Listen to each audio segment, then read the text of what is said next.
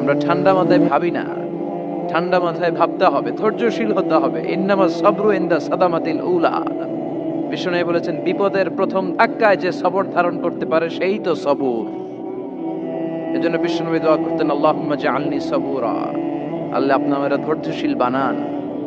ওয়া জাআলনি শাকুরা, আপনি আমার শুকরগুজার বান্দা বানান। বিশ্বনবীর যে ধৈর্যশীল, বিশ্বনবীর যে শুকরগুজার পৃথিবীর কেউ আছে?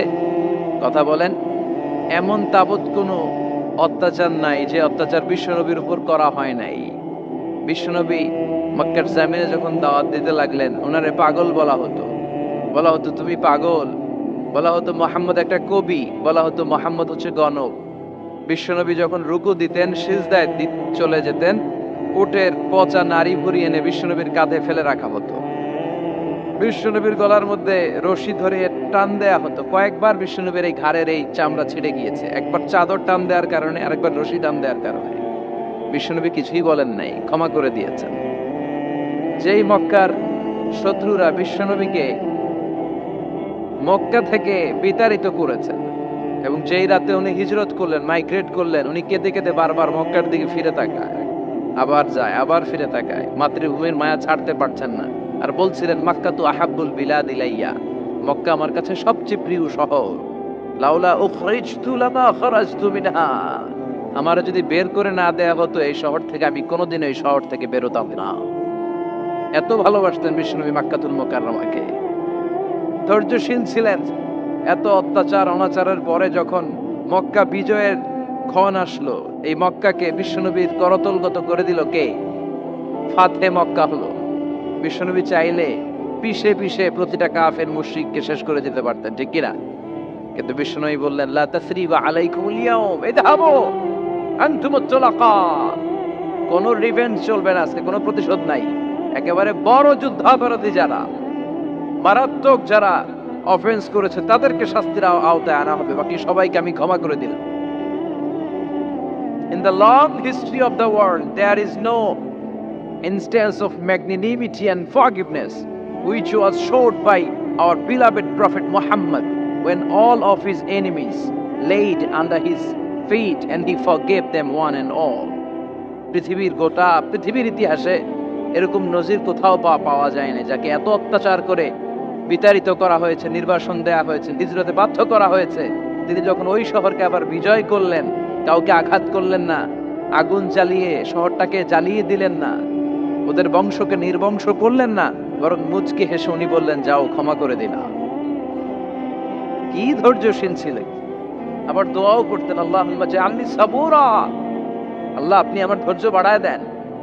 ওয়া জাআলনি শাকুরা, আপনি আমার শুকরগুজার বানান। ওয়া জাআলনি ফি আইনি সাগীরা, আল্লাহ আমার চোখে আপনি আমারে ছোট বানান। ওয়া ফি আয়ুনিন নাসি কাবীরা, আল্লাহ মানুষের চোখে আপনি আমারে বড় বানান। কি মানুষ ছিল, নিজের চোখে নিজে ছোট থাকতে চাইতেন। আমরা নিজের চোখে নিজের বড় মনে করি। এরকম ডাকাইত আছে না নাই? নিজেরাই নিজে মনে করে কত বড় সাহেব, লাট সাহেব। মান তাওয়াদা তারাফা, এটা হচ্ছে সুন্নাতুল্লাহি ফিল আরদ। মান তাওয়াদা তারাফা, যে নিচে নেমে থাকতে চায় আল্লাহ ওরা টেনে উপরে উঠা, আর যে খালি উঠতে চায়, হিংসা করে অহংকার করে উপরে ঠেলতে চায়, ওরা নিচে নামায় দেয় কে? সাইয়েদনা আদমকে আল্লাহ বললেন, আদম সাল্লিম আলা উলাইকান নাফার লাম্মা খালাকাল্লাহু আদামা ওয়া কানা তুলহু 60 যিরাআন। নিচে নেমে গেলে যে উপরে ওঠে, আর উপরে উঠতে চাইলে যে নিচে নামে, উদাহরণ দেখেন। আদম আলাইহিস সালামকে তৈরির পর আল্লাহ বললেন, আদম সাল্লিম আলা উলাইকান নাফার, এই ফেরেশতাদের সালাম দাও। কি দাও? দাও, সালাম দাও। কোনো প্রশ্ন নাই, আল্লাহ সালাম দিব কেন? ফেরেশতারা আমারে দিব না কেন? আমি আগে দিব কেন? কথা আছে কোনো? যেই সালাম দিলেন, সালাম দেওয়ার সাথে সাথে ওনার মর্যাদা বাড়িয়ে দিল কে? এত মর্যাদা বাড়ালেন যে নূরের ফেরেশতারা মাটির আদমকে সেজদা দিতে বাধ্য হয়েছে। চিৎকার করে বলেন ঠিক কিনা? তুমি মাটির আদমকে প্রথম সৃষ্টি করিয়া ঘোষণা করিয়া দিলে শ্রেষ্ঠ বলিয়া, তাই তো নূরের ফেরেশতা করে আদমকে সেজদা, সবার চেয়ে সম্মান দিলে মাটির আদমকে। আল্লাহু আল্লাহু পড়েন, আল্লাহু আল্লাহু তুমি জাল্লে জালালুহু। শেষ করা তো যায় না গে তোমার গুণগান। আল্লাহু আল্লাহু সুবহানাল্লাহ পড়েন। কি সম্মান আল্লাহ বাড়াই দিলেন। আল্লাহ বললেন, আদম আজকে থেকে তুমি আশরাফুল মাখলুকাত, তুমি খলিফাতুল্লাহ ফিল আরদ, তুমি পৃথিবীতে আমার খলিফা, ভাইস চেয়ারেন্ট অফ আল্লাহ। আল্লাহর খলিফা, আল্লাহর আহকামগুলো পালনের জন্য ভাইস চেয়ারেন্ট। চুরি করলে হাত কেটে দাও, কার আইন? এই কাজ আদম তুমি দুনিয়াতে যেয়ে করবা। জিনা করলে ডেথ পেনাল্টি, হেড অফ, শিরোচ্ছেদ করে দাও, কার আইন? খলিফা হিসেবে মানুষ এসে করবে। মানুষকে আল্লাহ আশরাফুল মাখলুকাত বানিয়ে দিলেন, নিচু হয়েছে বড় বানিয়ে দিলেন। আর শয়তানের অবস্থা কি?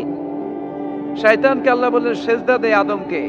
শয়তান যুক্তি দাঁড় করিয়েছে, খালাকতাহু মিন তিন খালাকতানি মিন নার ওয়া খালাকতাহু মিন তিন। আল্লাহ আপনি আমারে বানাইছেন আগুন দিয়া, কি দিয়া?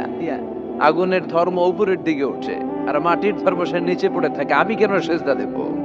শয়তানকে চিরকালের জন্য ইবলিস মালউন, অভিশপ্ত আর জাহান্নামী হিসেবে ঘোষণা দিয়ে দিল কে? এজন্য আপনি ছোট থাকতে চাইবেন, আপনারা বড় বানাবে কে? আর আপনি নিজেই যদি বলেন আমি বড়, থাপ্পড় মেরে আপনারা নিচে নামাই দিবে কে? এজন্য বিশ্বনবী দোয়ায় বলতেন, আল্লাহুম্মা জাআলনি সাবুরা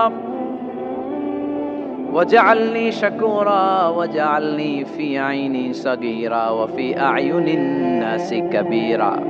ও আল্লাহ, আপনি আমারে ধৈর্যশীল বানান, আপনি আমারে শুকরগুজার বান্দা বানান, আমার চোখে আমারে আপনি ছোট বানান, মানুষের চোখে আপনি আমারে বড় বানান।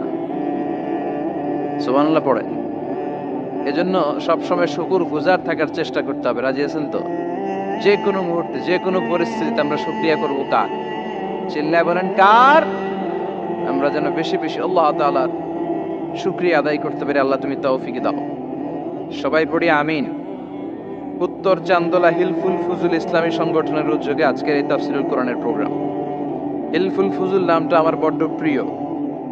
বিশ্বনবী যখন 15 কিংবা 20 বয়স, কোনো বর্ণনায় এসেছে 15, কোনো বর্ণনায় 20, তখন তিনি একটা ছাত্র সংগঠন করেছিলেন, ইয়াং স্টারদের একটা অর্গানাইজেশন করেছিলেন।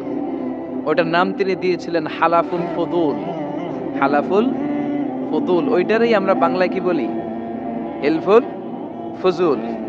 হালাফ মানে শপথ, oath, we take an oath in the name of Allah. আল্লাহর নামে শপথ নেয়ারে বলে হালাফ।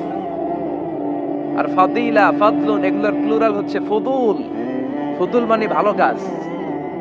ভালো ভালো কাজের উপর বিশ্বনবী যুবকদেরকে একত্রিত করলেন যে মক্কা শহরে কোনো টেন্ডারবাজি চলবে না, কোনো চাঁদাবাজি চলবে না, দুর্বলের উপর সবলের অত্যাচার চলবে না, জালিমের জুলুম চলবে না, হত্যা চলবে না, ধর্ষণ চলবে না, রাহাজানি চলবে না।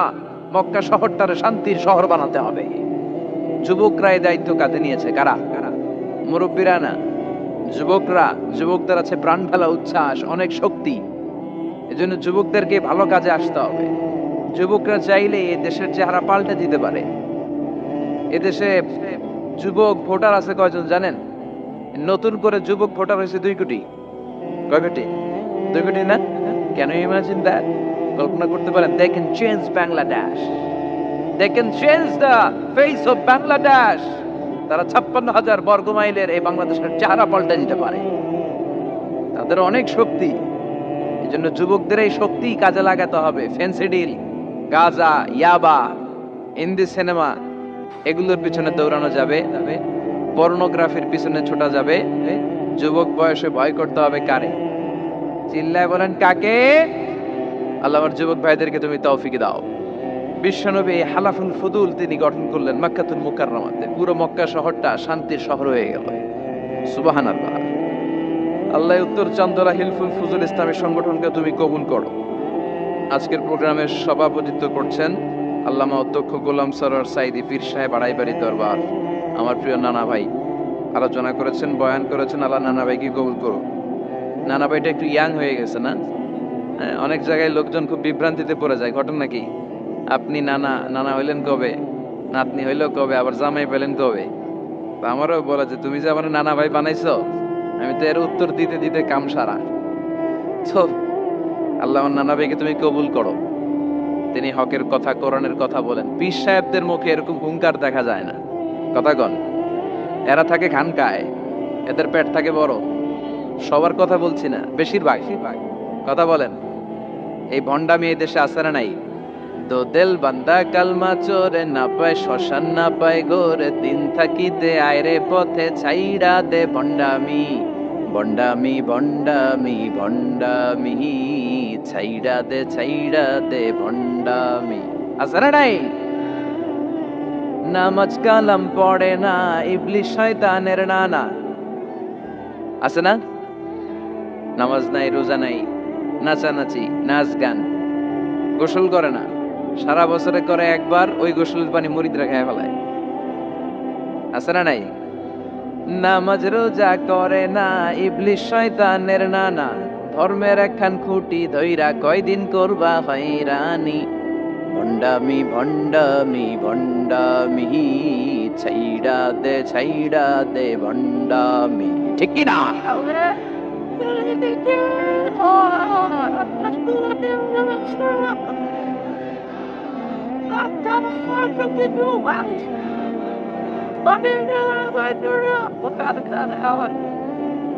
তো এই ভণ্ড পীর ও পীর, আমার নানা ভাইও পীর। কথা কন, পীরে পীরে পার্থক্য আছে না নাই? পীরে পীরে পার্থক্য আছে, এজন্য পীর চিন্তা হবে। এদেশে এই পাক ভারতে ইসলাম প্রচারে ওলিয়া উলিয়াদের, পীর মাশায়েখদের অবদানের কোনো শেষ নাই, কিন্তু চিন্তা হবে, কোষ্টি পাথর দিয়ে যাচাই করে নিতে হবে। কারণ এই পীরের আদলে অনেক ভণ্ড এই বাংলার জমিন আছে না নাই? এই ভণ্ডদের সাথে আমাদের কোনো সম্পর্ক নাই। ওনার দরবারে আলোচনা হয়, সাইয়্যিদ কামালউদ্দিন জাফরি সাহেব যায়, আমরা যাই, দেশ বরেণ্য ওলামায়ে কেরামরা যায়, যারা হকের কথা বলে, যারা কোরআন সুন্নাহর আলোকে বলে, কোনো ভণ্ডামি নাই। যাবেন, প্রতি বছর যাবেন। এরপর ওই যে কেরাত সম্মেলন হবে না এবার 17ই ফেব্রুয়ারি, আমার প্রোগ্রাম যশোর। আমাকে অনেক বলেছিল থাকতে পারলে আমিও কোরআন নিয়ে কিছু কথা বলে আসতে পারতাম, শুনে আসতে পারতাম কারীদের তেলাওয়াত। যাবেন আপনারা, দাওয়াত করে দিলাম। আল্লাহ আজকে সভাপতিকে তুমি কবুল করো। তারপরে আজকে কথা বলেছে মাওলানা রফিকুল ইসলাম ভুইয়া সাহেব, আমাদের সভাপতি সিরাতুন নবী ফাউন্ডেশনের চান্দোলার। না, রফিক ভাইয়ের চিনেন এমন কেউ নাই, এজন্য আর কিছু বলতেছি না তার নামে। আল্লাহ রফিক ভাইয়ের তুমি কবুল করো। গোলাম কবির চৌধুরী আল আজহারি আসতে পারে নাই, আমার বন্ধু মানুষ, একসাথে পড়াশোনা করেছি। এরপর আমার এক মিতা মিজানুর রহমান আতিকি আমার আগে আলোচনা করেছে, আল্লাহ তাকেও তুমি কবুল করো। সালাত নিয়ে কথা বলতেছিলেন। সালাত আউয়ালু মা ইউহাসাবু বিহিল আবদু ইয়াউমাল কিয়ামাতি আস-সালাহ, কিয়ামতের দিন সর্বপ্রথম হিসেব নেওয়া হবে নামাজের, সালাতের। সালাত চিনেন তো? কুরবানির গোশত খাওয়ার মাঝখানে যেটা খায় ওইটা, হ্যাঁ, এটারে বাংলায় আমরা নামাজ বলি। কি বলি? নামাজ। বিশ্বনবী ইন্তেকাল করবেন, রূহ বের হয়ে যাচ্ছে, 2-3টা শব্দ বললেন, এর মধ্যে একটা ছিল সালাত। আর সালাত, উম্মতেরা নামাজ, নামাজ, নামাজ ছেড়ে দিও না, আমা মালাকাত ঈমান। মানুষ ইন্তেকালের আগে শ্বাস বের হয়ে যাচ্ছে, রূহ চলে যাচ্ছে, ওই মুহূর্তে কি জরুরি কথা বলে নাকি ফালতু কথা বলে? সবচেয়ে জরুরি কথাটাই তখন সে বলে যায়, ঠিক কি না? কথা বলেন। বিষ্ণু বলেছিলেন নামাজ। তাহলে এই সালাতের গুরুত্ব আছে না নাই? সর্বপ্রথম এই সালাতের ব্যাপারে in the day of judgement আমাদেরকে প্রশ্ন করবে কে? সালাত কায়েম করো, সালাত কায়েম করো, হবে সম্মানী তুমি, হবে জান্নাতি তুমি, হবে সম্মানী তুমি, হবে জান্নাতি তুমি, দিবে কাল হাসরে শীতল ছায়া হারশে আজিম, রাব্বিয়াল আলা রাব্বিয়াল আযীম, রাব্বিয়াল আলা রাব্বিয়াল আযীম। সুবহানাল্লাহ পড়ে। এজন্য নামাজ, নামাজ, এই নামাজ যাতে মিস হয়ে না যায়। সব মিস হতে পারে, নামাজ মিস হতে পারে না। আল্লাহ তুমি বুঝার তৌফিক দান করো। সাইয়েদনা ইসমাঈল আলাইহিস সালাম পৃথিবীতে আসলেন কত বছর বয়সে? 86 বছর বয়সের এখানে কেউ আছেন? হ্যাঁ, আছি আমরা? কেউ নাই। 86 বছর বয়সে প্রথম সন্তান পেয়েছে। তাদের ঘরকে উজালা করে আল্লাহর নবী সাইয়েদনা ইসমাঈল আলাইহিস সালাম আসলেন।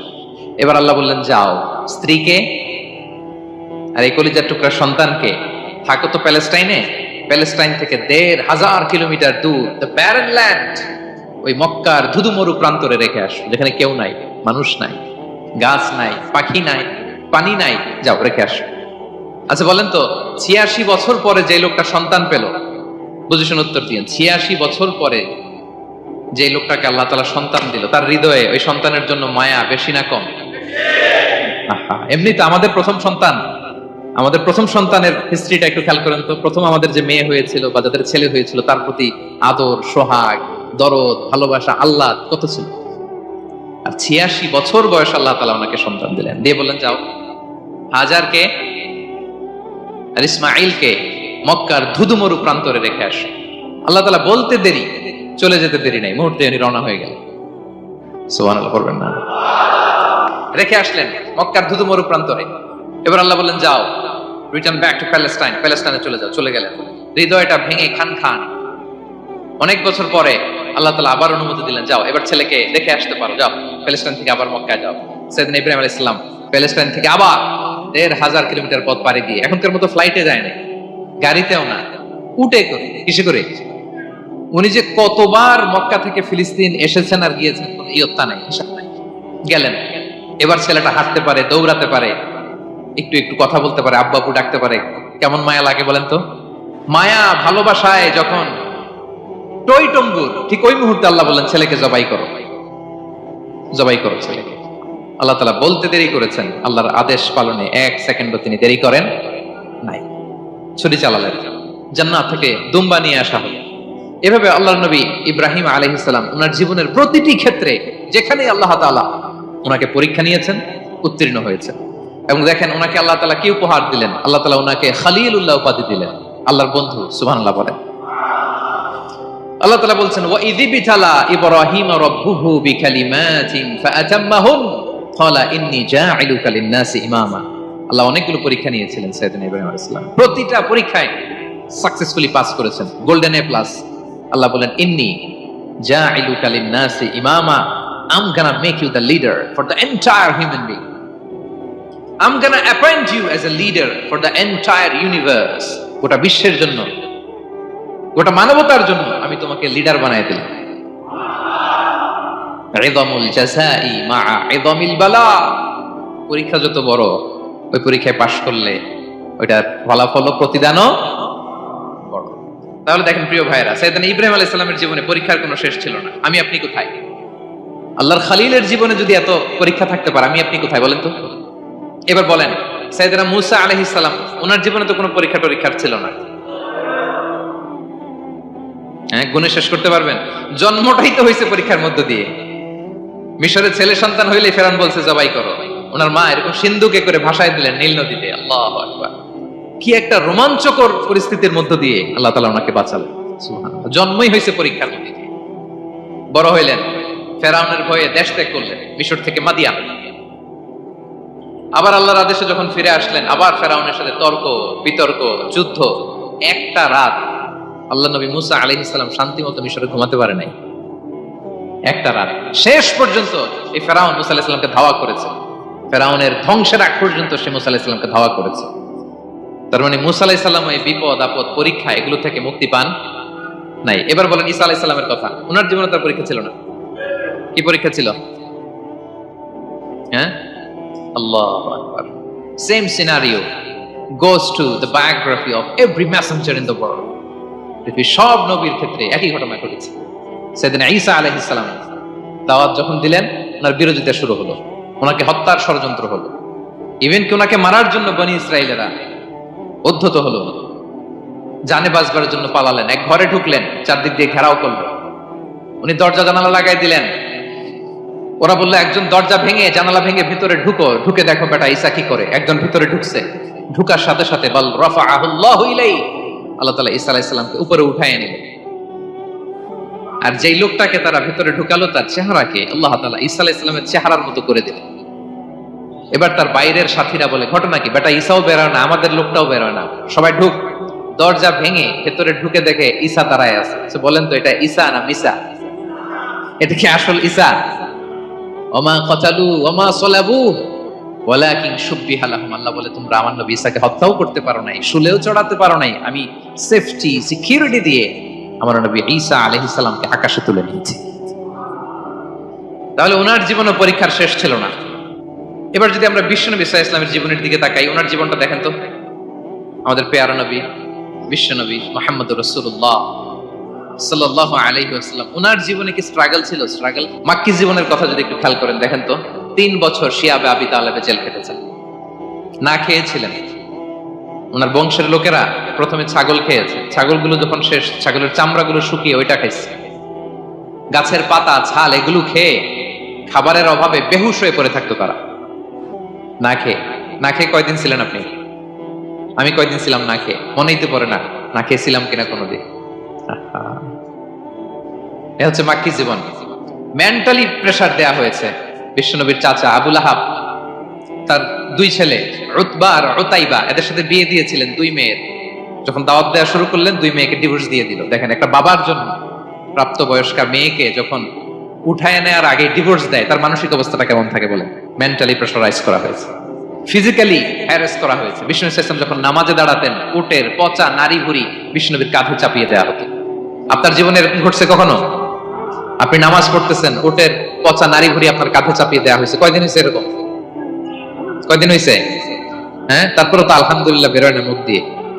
কেমন আছেন হুজুর? কোয়েন না, বেশি একটা সুবিধার না, তাই না? বেশি একটা একটু মিলাবেন। কতটুকু পরীক্ষা আমরা দিয়েছি। তায়েফে গেলেন বিশ্বনবী, তায়েফে গেছিলেন জমির বায়না দিতে, তাই না? জমি কিনবে তায়েফে। তায়েফবাসীদেরকে জাহান্নামের আগুন থেকে বাঁচাতে গিয়েছিলেন, নিজের জন্য না। সেখানে তায়েফের ছেলেরা পাথর মেরেছে বিষ্ণু ইসলামের গায়ে। এত শুভ্র দেহ ছিল, চেহারা ছিল, বিষ্ণুবীর গা দিয়ে ঝরঝর করে রক্ত ঝরেছে। ফিজিক্যাল হ্যারাসমেন্টের শিকার হয়েছেন বিষ্ণু ইসলাম। যখন যেদিন বিষ্ণু ইসলামকে হত্যার ষড়যন্ত্র করা হলো, আল্লাহ তাআলার আদেশে তিনি মক্কা থেকে মদিনায় হিজরত করলেন। মদিনাতে যেও একটা রাত, 7ম হিজরির আগ পর্যন্ত শান্তিতে ঘুমাতে পারেন নাই। 3 দিকে 3 ইহুদি বসতি, বনু কাইনুকা, বনু নদীর, বনু কুরাইজা।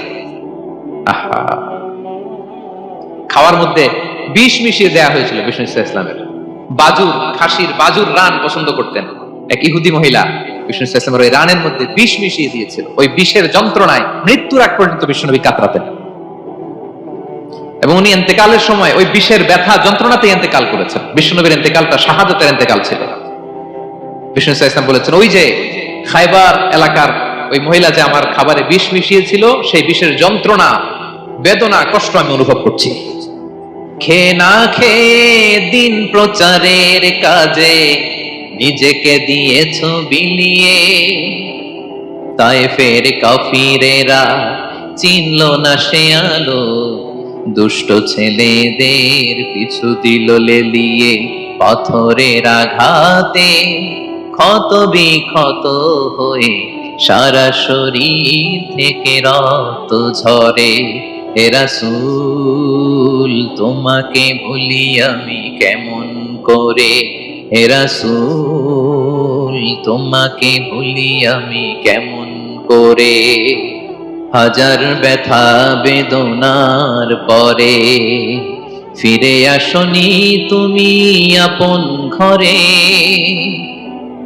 দিনের আলো তুমি ছড়িয়ে দিতে চলে গেলে মদিনায় মক্কা ছেড়ে। হে রাসূল তোমাকে ভুলি আমি কেমন করে, হে রাসূল তোমাকে ভুলি আমি কেমন করে। ঠিক কিনা বলেন? একটা রাত শান্তিতে, শান্তির ঘুম তিনি দিতে পারেন নাই। প্রিয় ভাইরা, তাহলে আমরা কি বুঝলাম? বিশ্বনবীর জীবনে পরীক্ষা ছিল কি ছিল না? আমাদের উপায় আছে? আমরা বাঁচতে পারবো এই বিপদ আপদ পরীক্ষা ঝঞ্ঝাল থেকে? বাঁচতে চাইলেও বাঁচতে পারবো? ইমাম মালিক আলাইহি রাহমাত নাম শুনেছেন? ইমাম মালিক, ওনার জ্ঞান থেকে লাখো লাখো মানুষ উপকৃত হয়েছে, কোটি কোটি মানুষ উপকৃত হয়েছে। মদিনার রাস্তায় রশি দিয়ে ওনাকে টেনে হিচড়ে এক এলাকা থেকে আরেক এলাকায় নিত জালেম বাদশারা। ইমাম মালিক আলাইহি রাহমাত। ইমাম আহমদ ইবনে হাম্বল, ওনাকে বেত্রাঘাত করা হতো, চাবুক দিয়ে পেটানো হতো। আল ইমাম আল আযম আবু হানিফা আলাইহি রাহমা, ওনাকে কারাবন্দী করা হয়েছিল। তার মানে দেখেন, যত বড় বড় স্কলার, যত বড় বড় মাশায়েখ, এমনকি আম্বিয়া আলাইহিস সালাম, ওনারাও পরীক্ষা বিপদ আপদ থেকে রেহাই পান? পাইছে? তাহলে আপনি আর আমি পাবো? বলেন তো। তাহলে এটা আমাদের ব্রেইনে গেঁথে নিতে হবে যে জীবন মানেই এখানে বিপদ থাকবে, পরীক্ষা থাকবে, স্ট্রাগল করে করে আমাকে আগাতে হবে। কেউ আমার জন্য রেড কার্পেট বিছিয়ে রাখবে না। এই জীবনটা বড় জটিল। This is life, how it's design. এভাবেই পৃথিবীকে ডিজাইন করা হয়েছে। এখানে বিপদ আছে, কষ্ট আছে। এই পরীক্ষা দিয়ে দিয়ে আপনাকে উত্তীর্ণ হতে হবে। বুঝতে পেরেছেন প্রিয় ভাই? নাও দ্য কোশ্চেন আরাইজ, এখন প্রশ্ন হচ্ছে কেন আল্লাহ এই পরীক্ষা নেন? কেন আল্লাহ তাআলা সূরা মুলকে বলেছেন এই পৃথিবী সাজানোর, এই জীবন মৃত্যুর এই খেলা, এর উদ্দেশ্যটাকে আল্লাহ তাআলা স্পষ্ট করে বলেছেন, আল্লাযী খালাকাল মাউতা ওয়াল হায়াতা লিয়াবলুয়াকুম আইয়ুকুম আহসানু আমালা। জীবন মৃত্যু দিয়ে তোমাদের জীবনকে সাজানো হয়েছে এজন্য যাতে করে তিনি তোমাদের পরীক্ষা করতে পারেন। কি করতে পারেন? তোমাদের মধ্যে কে সৎকর্মে অগ্রগামী, কে কাজে ভালো, আমলে ভালো, এটা দেখার জন্য। বেসিকলি আল্লাহর দেখার প্রয়োজন নাই, আমাদেরকে দেখানোর জন্য এই পরীক্ষার আয়োজন। আমি ভালো করবো না খারাপ করবো এটা আল্লাহ জানে না? তো ওনার পরীক্ষা করা লাগে কেন? কথা বলেন। আমি জান্নাতি না জাহান্নামী এটা আল্লাহ জানেন না? বেসিকলি আমাদেরকে জানানোর জন্য এই পরীক্ষার আয়োজন। কাদেরকে জানানোর জন্য? মানে তুমি জেনে যাও তুমি জান্নাতি না জাহান্নামী। আমি ভালো করেই জানি। একটা ছোট্ট উদাহরণ দিলে বুঝতে পারবেন প্রিয় ভাইরা। ধরেন আল্লাহ তাআলা দুইজনকে সৃষ্টি করলেন। উদাহরণস্বরূপ একজনের নাম আব্দুল্লাহ, আরেকজনের নাম আব্দুর রহমান। সৃষ্টির পরে আব্দুল্লাহকে বললেন, আব্দুল্লাহ আমি জানি তুমি পৃথিবীতে 50 বছর হায়াত পাইতা, খুব ভালো কাজ করতে, তুমি দুনিয়াতে অনেক ভালো কাজ করতে, এটা আমি আগেই জানি। আমার অসীম জ্ঞান বলে আমি আগে থেকেই জানি। তো যাও, তোমার এইমাত্র সৃষ্টি করলাম, যাও তুমি জান্নাতে ঢুকে যাও, কারণ আমি জানি তুমি জান্নাতি হবে। আচ্ছা, আর আব্দুর রহমান তুমি পৃথিবীতে খুব খারাপ কাজ করতে, এটা আমি জানতাম। তোমার পাঠাইলে খারাপ কাজ করবা, তুমি সীমা লঙ্ঘন করবা, অন্যায় করবা, অপরাধ করবা, তুমি জাহান্নামী হবা, যাও। যেহেতু আমি জানি পরীক্ষার আর দরকার নেই, তোমারে জাহান্নাম দিয়ে দিলাম, যাও ঢুকে যাও। আব্দুল্লাহ ঠিকই জান্নাতে ঢুকে যাবে, আব্দুর রহমান কি ঢুকবে? ঢুকবে।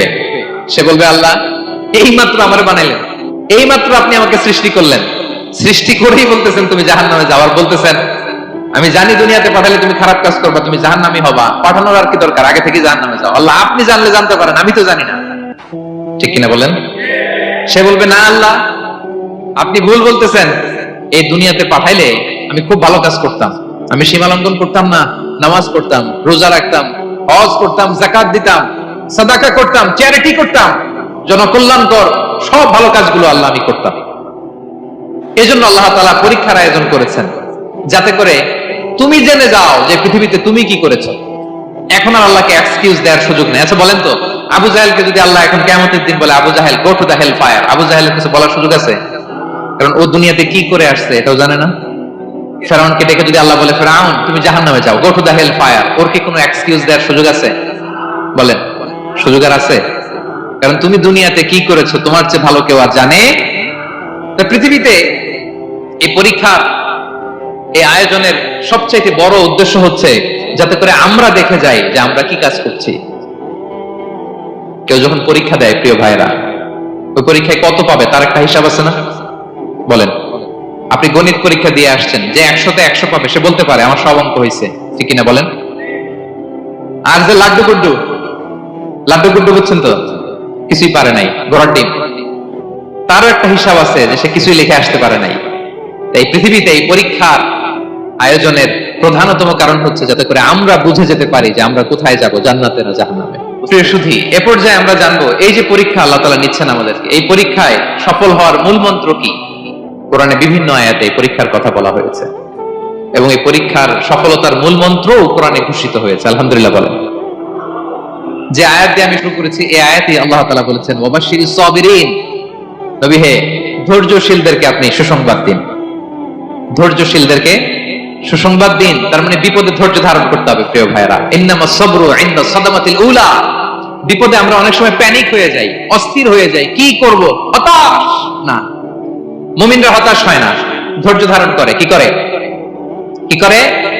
ধৈর্য ধারণ করার শক্তি দাও গো মেহেরবান আমায়, দাও গো মেহেরবান। পড়েন, ধৈর্য ধারণ করার শক্তি দাও গো মেহেরবান আমায়, দাও গো মেহেরবান। সবাই বলুন একসাথে, ধৈর্য ধারণ করার শক্তি দাও গো মেহেরবান, আমায় দাও গো মেহেরবান। বুকের ভেতর ব্যথার নদী বইছে অবিরাম, বইছে বইছে অবিরাম। পড়ুন, ধৈর্য ধারণ করার শক্তি দাও গো মেহেরবান, আমায় দাও গো মেহেরবান। পড়েন আমিন। আল্লাহ যেন বিপদে আমাদেরকে ধৈর্য ধারণ করার তৌফিক দান করে। প্রিয় ভাইরা, ধৈর্য এটা এমন একটা গাছ যে গাছের সারা গায়ে কাটা, কিন্তু এই গাছের ফলটা বড় সুস্বাদু। আই রিপিট, আমি আবার বলছি, ধৈর্য এটা এমন একটা গাছ যে গাছের সারা গায়ে কাটা, কিন্তু ফলটা বড় মিষ্টি, ফলটা বড় সুস্বাদু। সবাই ধৈর্য ধারণ করতে পারে না। বিষ্ণু ইসলামকে আল্লাহ তাআলা নানা সময় আশ্বস্ত করেছেন, সান্ত্বনা দিয়েছেন, আর ধৈর্যের বাণী শুনিয়েছেন। আল্লাহ বলেন, ফাসবির কামা সাবারা উলুল আজমি মিনার রাসূল। নবী হে, আপনার আগে দৃঢ় প্রত্যয়ী নবীরা যেরকম ধৈর্য ধারণ করেছে, আপনিও ধৈর্য ধারণ করুন। সূরাতুল মুজাম্মিল আল্লাহ তাআলা বলছেন, ওয়াসবির আলা মা ইয়াকুলুনা ওয়াহজুরহুম হাজরান জামিলা। ওরা যাই বলুক, আপনি ধৈর্য ধারণ করুন, ওদের কথাকে ইগনোর করুন। Just ignore what they are saying to you. যা বলে আপনি জাস্ট ইগনোর করেন। ওরা বিষ্ণু ঈসা ইসলামের মনোবলকে ভেঙে দেওয়ার জন্য কখনো বিষ্ণু ঈসা ইসলামকে কবি বলে গালি দিত। কবি কি বলতো?